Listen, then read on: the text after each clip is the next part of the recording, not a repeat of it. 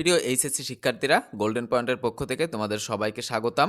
Mymensingh board ২০২৫ সালে যে board প্রশ্নটি এসেছিল সমাজ থেকে, সেই প্রশ্নটি দেখো এখানে দেওয়া আছে।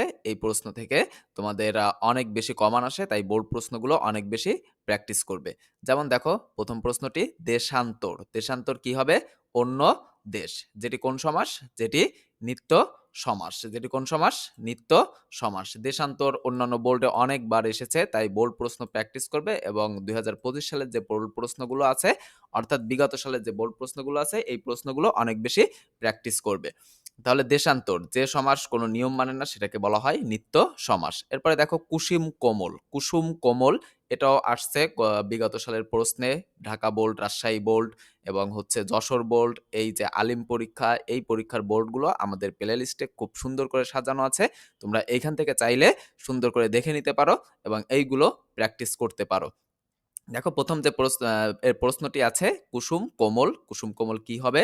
কুসুমের ন্যায় কোমল, এটি কোন সমাস? উপমান কর্মধারয় সমাস। উপমান কর্মধারয় সমাসে কি থাকে? বিশেষণ থাকে। উপমান কর্মধারয় সমাসে কি থাকে? বিশেষণ থাকে। উপমিত কর্মধারয় সমাসে বিশেষণ থাকে না, দুইটাই বিশেষ্য থাকে, তবে বিশেষণের একটা ভাব থাকে। এরপরে দেখো, বিষাদ সিন্ধু। বিষাদ রূপ, সিন্ধু যেটি কোন সমাস? রূপক কর্মধারয় সমাস। এরপরে দেখো, যথারীতি। রীতিকে অতিক্রম না করে, এটি অব্যয়ভাব সমাস, কারণ অব্যয়ভাব সমাসে কি থাকে? অতিক্রম থাকে, অভাব থাকে, সামীপ্য থাকে। এরপরে দেখো, দুধে ভাতে। দুধে ভাতে কোন সমাস? দুধে ও ভাতে অলুক দ্বন্দ্ব সমাস। এরপরে দেখো, সলিল সমাধি। সলিল সমাধি কি হবে? সলিলে সমাধি থেকে আসে সলিল সমাধি, যেটি কোন সমাস? সপ্তমী তৎপুরুষ সমাস, কারণ এখানে কোন বিভক্তি লোপ পেয়েছে? এ বিভক্তি, অর্থাৎ সপ্তমী বিভক্তি লোপ পেয়েছে। এরপরে দেখো, ৮০-২০, যেটি কোন সমাস? ব্যাধিকরণ বহুব্রীহি। কোন সমাস? ব্যাধিকরণ বহুব্রীহি, অর্থাৎ ৮০-তে ২০, ২০ যার, ৮০-তে ২০ যার, সেটাকে বলা হয় ৮০-২০। এবং বহুব্রীহি সমাসে সাধারণত শেষে যার পদটি দেখা যায়। যার পদটি দেখা যায়। এরপরে দেখো, সপ্তাহ।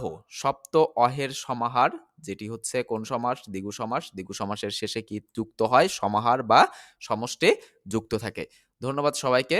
ময়মনসিংহ বোর্ড ২০২৫ সালের যে প্রশ্নটি তোমরা প্র্যাকটিস করলে, এখন এই প্রশ্নটি তুমি যদি আমাদের প্লে লিস্টে সাজানো গত বছরের কয়েকটি বোর্ড প্রশ্ন প্র্যাকটিস করো, তবে দেখতে পাবে যে গত বছরের প্রশ্ন থেকে এই প্রশ্নটি হুবহু প্রায় কমন পড়েছে। ধন্যবাদ সবাইকে।